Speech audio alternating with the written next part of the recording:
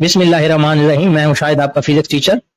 आज हम kinematics, rest, motion और सराउंडिंग्स को डिस्कस करेंगे।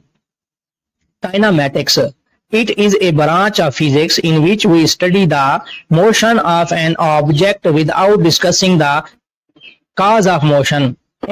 काइनामेटिक फिजिक्स की वो शाख है जिसमें हम ऑब्जेक्ट के मोशन को स्टडी करते हैं बगैर इस बात पर गौर किए कि इनकी हरकत का सबब क्या है।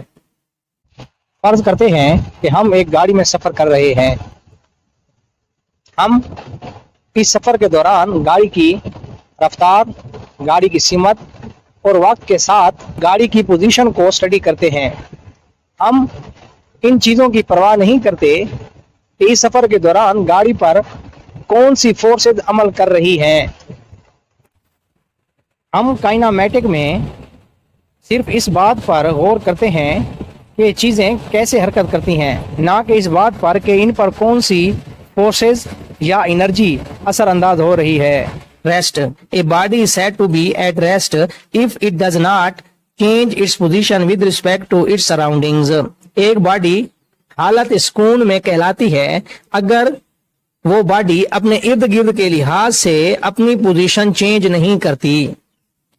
For example, a book lying still on a table, the book is at rest relative to the table।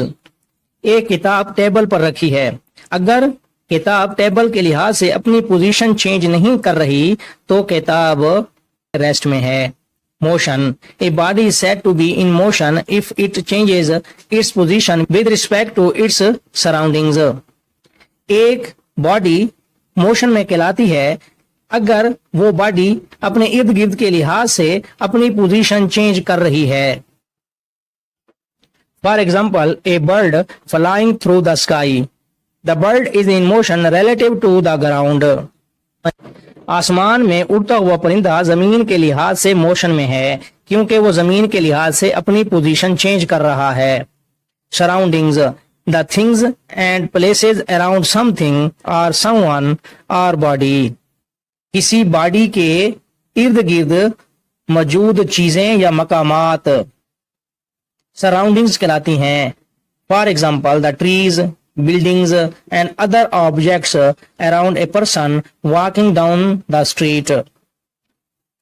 गली में चलते हुए आदमी के इर्द गिर्द अजसाम, दरख्त, बिल्डिंग्स सराउंडिंग्स कहलाती हैं। Explain with the help of an example that state of rest or motion is relative। The state of rest or motion of body is relative। Body की स्टेट ऑफ रेस्ट और motion relative होते हैं। For example, a passenger sitting in a moving बस is at rest because he is not changing his position with respect to other passengers or objects in the bus। मिसाल के तौर पर एक चलती हुई बस में बैठा मुसाफिर हालत सुकून में होता है क्योंकि वो बस में मौजूद दीगर मुसाफिरों और अशिया के लिहाज से अपनी पोजीशन तब्दील नहीं कर रहा होता है। But to an observer outside the bus, the passengers and objects in the bus are in motion. Bus से बाहर खड़े ऑब्जर्वर के लिहाज से बस में मौजूद पैसेंजर्स और ऑब्जेक्ट्स दोनों मोशन में होते हैं। इस एग्जाम्पल से ये क्लियर होता है कि रेस्ट और मोशन रिलेटिव हैं। मतलब किसी जिस्म की स्टेट ऑफ रेस्ट या स्टेट ऑफ मोशन को उस वक्त मालूम किया जा सकता है जब हम उस जिस्म की स्टेट को किसी दूसरे जिस्म की स्टेट या रेफरेंस पॉइंट के साथ मवाजना करें।